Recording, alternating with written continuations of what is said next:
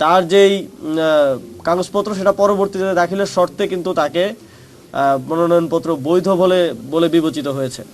তো এবং রায় দিলেন, একজন এটা বাতিল করলেন আর একজন এটা বৈধ করলেন। এটা আমরা মনে করি যে স্পষ্টভাবেই একটি নির্দিষ্ট দলের প্রতি, একটি নির্দিষ্ট গোষ্ঠীর ধরনের একতরফা এবং পক্ষপাতিত্বের পরিচয় আমরা দেখেছি। এই দুটি আসন স্পেসিফিকলি আমাদের, এবং এর বাইরেও আমরা অন্তত আরও 100টি উদাহরণ আছে, আপনারাই কাভার করেছেন, মিডিয়ার মাধ্যমে আমরা দেখেছি।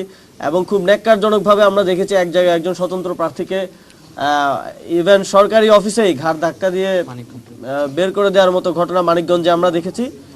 এটা যেই প্রার্থীরা নির্বাচন করছেন এবং বাংলাদেশের জনগণ যারা তাদের রায় প্রকাশ করবেন আগামী 12ই ফেব্রুয়ারি, তাদের জন্য একটা আশঙ্কার বিষয়, শঙ্কার বিষয় যে এই নির্বাচনটা কি সুষ্ঠু, নিরপেক্ষ এবং মানুষের ভোটাধিকার প্রয়োগের মাধ্যমে সম্পন্ন হবে, নাকি প্রশাসনের যেই বিগত 3টা নির্বাচনে আমরা দেখে এসেছি প্রশাসনের এক ধরনের পক্ষপাতিত্ব, একতরফা আচরণ, ব্যালট একটা ব্যবস্থার মধ্য দিয়ে, একটা সেটেলমেন্টের মধ্য দিয়ে নির্বাচনটা হয়ে যাবে, এ ধরনের একটা শঙ্কা বাংলাদেশের জনগণের মধ্যে তৈরি হয়েছে।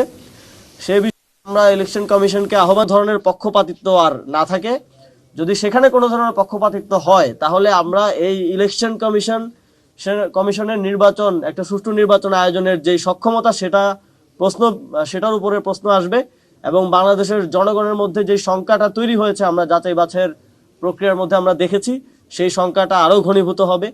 এর বাইরেও আমি যদি আমার নিজ জন্মস্থানের কথা বলি, সেখানে আমরা দেখলাম যে বিএনপির যিনি প্রার্থী তিনি ঋণ খেলাপির কথা উল্লেখ করেননি হলফনামায়। 190 কোটি টাকার তার ঋণ খেলাপি আছে, এবং একই সাথে তিনি তুরস্কের নাগরিক। আমরা অনেক জায়গায় তার সেই আইডি কার্ডও ঘুরতে দেখছি সোশ্যাল মিডিয়ায় বিভিন্ন জায়গায়।